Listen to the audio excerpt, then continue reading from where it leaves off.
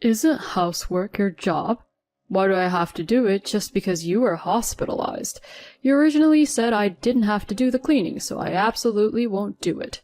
If you understand, then hurry up and clean. If you don't like it, let's get a divorce.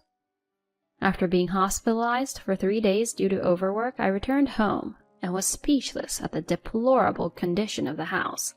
I wondered how the inside of the house could turn into such a mess in just 3 days. The entrance was littered with muddy shoes, and the laundry piled up in the washing machine had an unpleasant smell. The kitchen sink was filled with unwashed pots, dishes, and cups piled up like a mountain. On the table, half-eaten takeout meals in empty containers were left, emitting a foul odor. The floor, of course, was covered in dust and felt gritty. Despite this situation, my husband blamed me for not cleaning and didn't lift a finger to help. And to top it off, he mentioned divorce. I didn't want to worry my kind-hearted in-laws, so I didn't want a divorce. I was more concerned about my in-laws than my husband, so I lowered my head to him. "Can't you reconsider the divorce?" My husband smirked as if he had expected me to say that. Sure, if you really don't want a divorce. My name is Johanna. I love my job. And before I knew it, I was in my 40s. Even so, I didn't mind it too much, but my parents felt sorry for me and started arranging matchmaking meetings. I initially declined the first few proposals, stating my love for work and how I absolutely didn't want to get married. However, the last proposal they brought up was a matchmaking with my childhood friend Melvin, who lives near my parents' house. A matchmaking with Melvin, huh? They've always been kind to me, so maybe I should at least meet him. Convinced by my parents, I agreed to meet him, but it had been a long time since I had seen my childhood friend, with whom I had been matched with. My parents are busy, so we only communicated over the phone.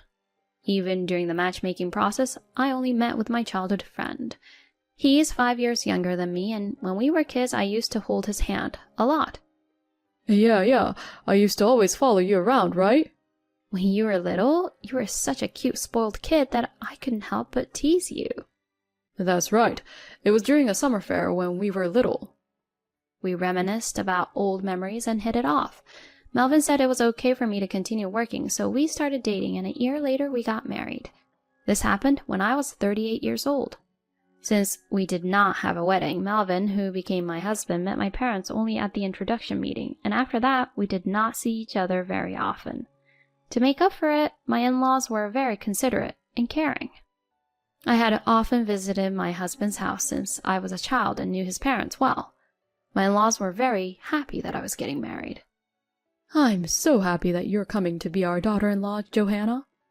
Are you really sure about Melvin? Yeah. This guy has always lived with his parents and can't do anything, you know? Melvin had never lived on his own, and he always said that his parents had taken care of all the household chores and he couldn't do anything. Even so, I thought he could manage some things. Whatever he couldn't do, I could handle. That's what I believed. However, Melvin, the washing machine wasn't running. Just putting clothes in won't do it. You have to add detergent and press the button. Oh, right. I'm sorry. It turned out that Melvin couldn't do any housework at all. I tried to teach him a few times, but he couldn't seem to remember and kept making mistakes, leaving me to redo everything. I couldn't help but chuckle at my husband, who apologized with a look of embarrassment, thinking that some things never change from childhood. It's okay, I'll take care of it so you don't have to do anything. Oh, but could you at least handle the simple task of taking out the trash? I couldn't help it, so I decided to take on the household chores myself and asked my husband to handle the task of taking out the trash, something anyone could do. My husband is generally kind, but sometimes he has these moments that make me wonder. For example, when we were looking at my high school yearbook together, he pointed at a classmate and said, "This person looks ugly, wow." When talking about the school trip, "Johanna, did you go on the school trip? I thought you couldn't because your family was poor." He said these things seemingly without any ill intent. Even with the dishes I served for dinner, "This tastes bad. I don't want any more." He would openly express his thoughts, much like a child, and I wished he would be a bit more subtle in his words. I did bring this up with him once, but he responded with a sulky attitude and refused to listen, so it was impossible to have a conversation about it. By the time we reached the 3rd year of our marriage, my job became busier than ever during the peak season, with about a month of continuous overtime. I would come home late at night, leaving me with very little time for household chores. As a result, the house quickly became messy. "Hey, Melvin, could you help with some of the housework?" Seeing how challenging it had become for me alone, I asked Melvin for assistance, but he frowned in response. "Didn't you say I didn't have to do it? Did you forget what you told me?" He retorted this way and refused to listen. With no other option, I began waking up early in the morning and cleaning late at night, sacrificing my sleep to manage the household chores. This was amidst the fatigue from work, and one day I collapsed due to overwork while at work. I had to be taken to the hospital, where I stayed for 3 days. "Johanna, are you okay?" My in-laws came to visit, expressing their concern. They brought me a change of clothes and necessary items. "I'm sorry for causing you worry. I was just a bit tired." "Thank you for the things." "Melvin couldn't make it because he's too busy with work and household chores. He just dropped off the stuff at the doorstep." Although I felt a bit frustrated that he couldn't take some time off, I thought he might be trying his best to manage the unfamiliar household tasks, so I reconsidered. "You've been taking care of me since I was a child, haven't you?" "It's okay, it's mutual. More importantly, I'm sorry Melvin couldn't come. He can be a handful like a child, but he's a sincere boy. We're getting older and you're our only support, so please take care of him." "Of course." Despite feeling apologetic, I had no choice but to agree. My own parents traveled frequently during my childhood, so my nearby in-laws always looked after me and took me in. They were very kind and took good care of me. Because of their kindness and the gratitude I felt, I couldn't refuse their requests. However, when I returned home from the hospital and saw the state of the house, I couldn't believe my eyes. "What's going on here?" As I opened the front door, there were muddy shoes scattered all around, and there was no place to step. When I tried to wash my hands in the bathroom, I found a pile of dirty, smelly laundry in the washing machine that hadn't been washed. In the living room, the kitchen sink was stacked high with unwashed pots, dishes, and cups. Next to them were leftover takeout food and empty containers emitting a foul smell. The floor was covered in dust, rough to the touch. How did it turn into such a mess in just 3 days? Even though I had just been discharged from the hospital, my head was already spinning. In the living room, my husband was lying on the sofa, relaxing and asleep. "I'm home. Hey, what's all this? The inside of the house looks like a dump. How about cleaning up a bit?"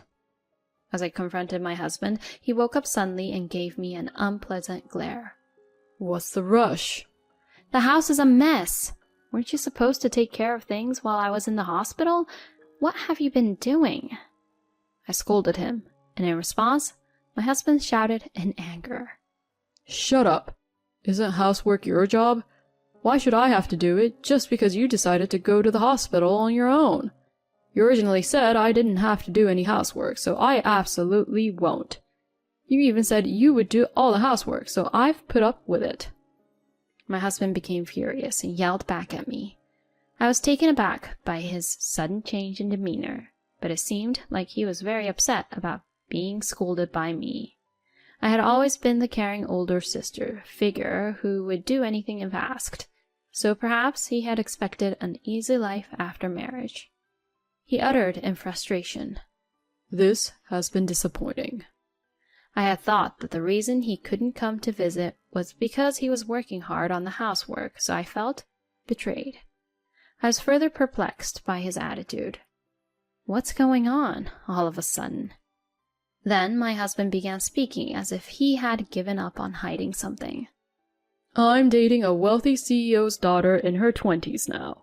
She's much younger and more attractive than you, and her family is rich. Plus, she's an excellent cook." You're nothing like her. There's no benefit for me in being with you anymore, so let's get a divorce." His words left me in shock. My husband had been having an affair, while I was busy with work and house chores. I hadn't noticed his change during those busy days. "I'll pay you alimony, you know. About $1,000. My husband, unfazed by my reaction, said with a laugh, "I should probably divorce such a husband quickly. I understand that, but my in-laws were on my mind. My in-laws had asked me to take care of Melvin. If I divorced him in this state, it would only burden my elderly in-laws. Thinking about that, I couldn't bring myself to agree to a divorce. Could you reconsider the divorce?" When I lowered my head to my husband, he gave me a triumphant look. "I didn't know you liked me that much. Fine, we won't divorce, but you'll do all the housework, from taking out the trash and everything else. I won't do anything. Also, I plan to quit my current job and change careers, so you'll have to cover all the living expenses during that time. Oh, and improve your cooking skills. If you can't accept these conditions, then it's divorce." Understood. Reluctantly, I accepted these terms, feeling like a servant. A week later, my in-laws, who came to check on me, visited my home, so I opened the door. "Johanna, how are you feeling?" When my parents-in-law saw my face, they turned pale. "Is something wrong?" "Never mind that. Just look in the mirror." Being dragged by my mother-in-law, I went to the bathroom and looked in the mirror as instructed. There, I was shocked. What is this? In the mirror, I saw a gaunt, disheveled figure with pale skin and a lifeless expression. I had been so busy with work, house chores, and taking care of my husband that I never took the time to look at myself in the mirror. To think I looked like this. My parents-in-law, upon seeing my condition, cried, "I'm so sorry, Johanna. You should just leave Melvin. We are truly sorry for burdening you. You don't need to worry about us. Please, divorce that guy." They repeated their apologies many times. Afterward, we had a family meeting, and the divorce was finalized, with my husband agreeing to pay proper alimony, not just the $1,000 he initially suggested. It seemed my husband never had any intention of continuing our married life. He had merely used me as an ATM for living expenses during his period of unemployment. My parents-in-law were furious with him and demanded an apology. But I, exhausted, declined their request and returned to my parents' home. The alimony was successfully transferred, and a month after the divorce was finalized, my parents had reserved a fancy restaurant for me today. As I waited for my parents, who were running late due to work, I was surprised to hear someone say, "Huh?" I turned around and saw my ex-husband standing there with a smirk on his face. Beside him was his new wife. "Isn't it Johanna? You've aged, haven't you? You don't look 41. And you, just because you got alimony from me doesn't mean a place like this is suitable for a poor person like you, right?" My ex-husband said, making a mockery of me. "Leah is completely different. Her face and skin are much better than yours. A woman in her 20s is definitely fresher than a old hag. Plus, I'm happy because I married the president's daughter. Divorcing a poor person like you was the right choice." My ex-husband started boasting about his new spouse. When he mentioned a name, it sounded familiar. I couldn't help but stare intently at the new spouse. The moment the new spouse awkwardly looked away, I suddenly realized. I see. That's how it was. "Melvin, you've been mocking me for so long, but the foolish one here is you. I'll give it back to you twice as hard." Understanding everything, a little smirk escaped from me. "Ignorance is bliss. My condolences." "What do you mean?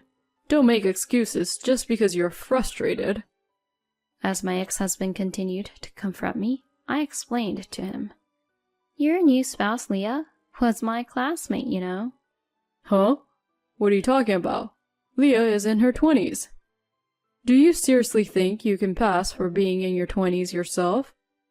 "No, Leah is different. She's the same age as me, but she's lied about her age. She's probably had some plastic surgery to look younger. Do you remember when you saw my high school album and called someone ugly? That was Leah. I recognized her because there's a resemblance." Saying this, Johanna's husband looked wide-eyed at his new spouse. No, you've got it wrong. As the new spouse denied it, while acting suspiciously, I managed to guess her personal information. Come to think of it, you had a distinctive mole on the back of your neck, didn't you?